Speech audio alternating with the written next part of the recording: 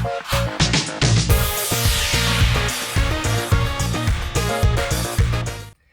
everybody, welcome back to Ferreedom Camping. So today I've got a video for everybody. This is an RV furnace video, as we were just personally plagued with this problem last night and into today. So I figured this was a good opportunity to do this video, as people do run into furnace issues from time to time. So this is a Dometic propane fired furnace.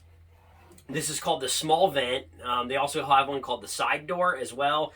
It's basically the same configuration of furnace. It's just depending where and how it's mounted and where the exhaust is. So for all of you that have a Dometic, and actually not even just Dometic, this is an issue that's going to plague a lot of people out there. So I thought this was a very important video. So what we were experiencing last night, guys, was our furnace would kick on.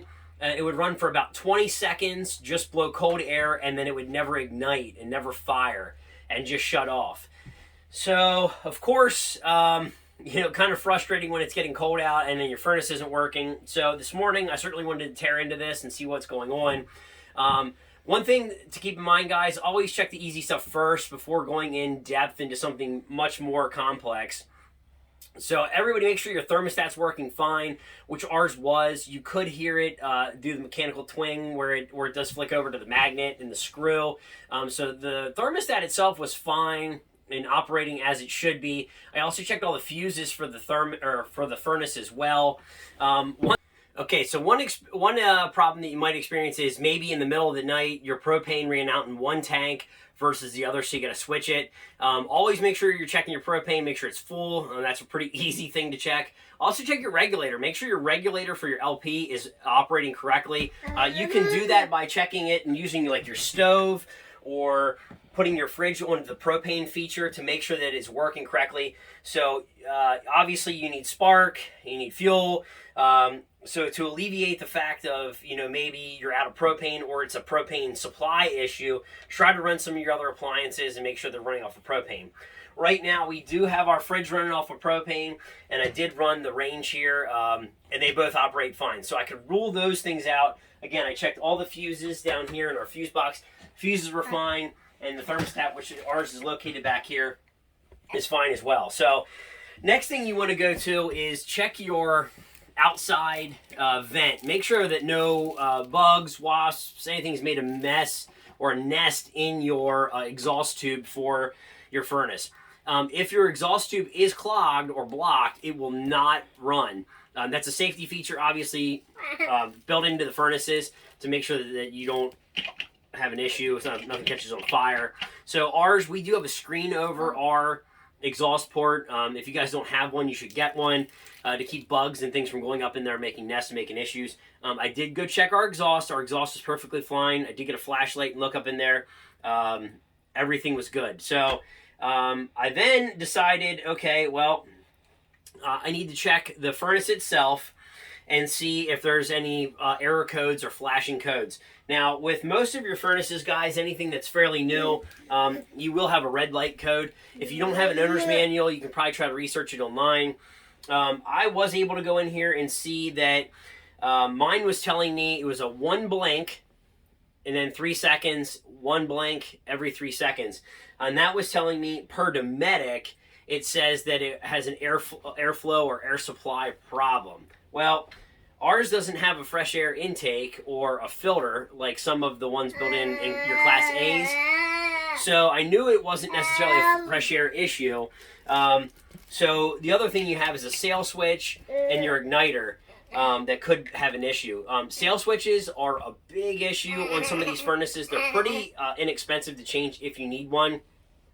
But what happens a lot of times, guys, is dirt or dust will get into the sail switch, thus blocking it from keeping it to go open or closed. It's like a valve and a switch. So certainly that was ended up being the case here. If you want to come over here, I'll show you guys what we're working with. So now I will say, guys, if you're not super mechanically inclined, maybe you leave this one for a professional if you guys can't access the back of your furnace.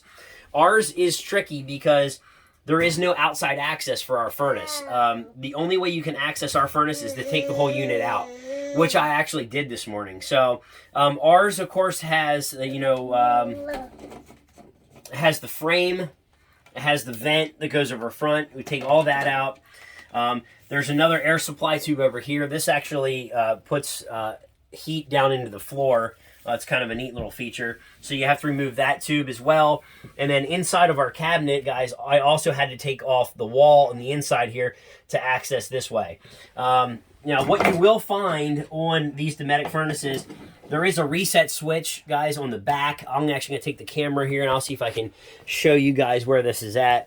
So, like I said, there is a reset switch in the back of the Dometic furnaces, and you will see it. Let's see here if I can get a good vantage point and show you guys. Maybe back there.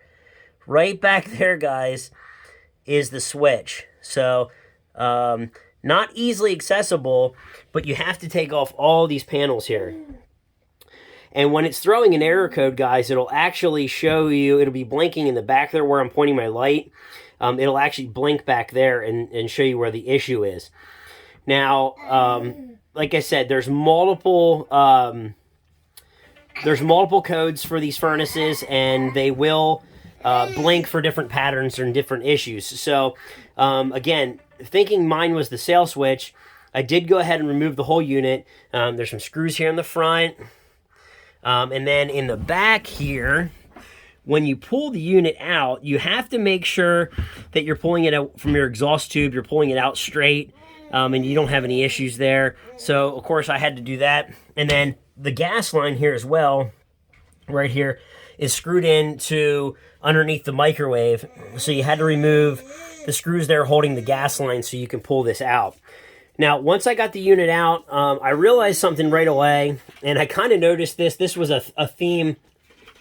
This was a theme throughout the travel trailer. When they built this unit, and a lot of these new units, guys, they're just slamming these things together. So there's actually sawdust and particles everywhere in all the cabinets. Now, most of the stuff, obviously, after we bought it, we vacuumed it all out. Now, some of these were behind hidden panels.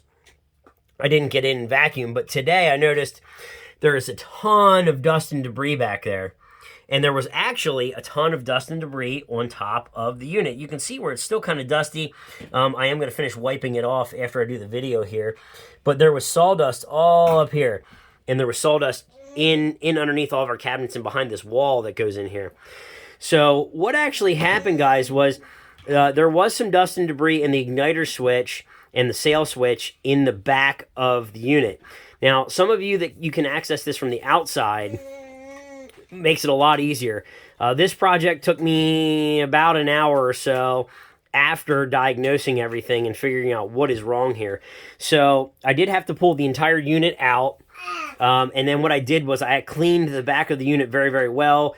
I used my vacuum cleaner, and we did suck out the exhaust tube as well. And there was some dirt and dust in the igniter area. So that was our issue on this. I did put it back in. I test ran it. And as soon as I did that, it fired up fine, guys. And now I have no error codes from the Dometic, from the furnace. So for all you guys out there that are having furnace issues, you have the one blink every 3 seconds. Could be a sail switch or something, debris is in there. And I'd be willing to bet 9 times out of 10, it's you need to clean it issue versus the part failing. Now, if you have an older unit, it is possible that your sail switch did fail, and you may need a new one. But I would say, for the most part, it's a cleaning issue, and you need to get back there and clean it, or make sure all of your airways are free. So that's this video, guys. I just wanted to shoot this out to everybody because, like I said, furnace issues are no fun, especially when you're on the road and trying to diagnose it and figure it out. But that's what we learned on this one. It's definitely dirt in the back and the igniter and the sail switch area. So hopefully some of you guys have outside access, make it a lot easier instead of tearing this entire unit apart to get it out. But fortunately enough, we have the availability to do this here. So I hope that helps everybody. And certainly make sure you like, comment, and subscribe. Throw some comments down below for us. And hopefully this video helped you guys out if you're having an issue with your furnace and it's not lighting. So thanks for watching Ferreedom Camping, guys, and we will see you soon.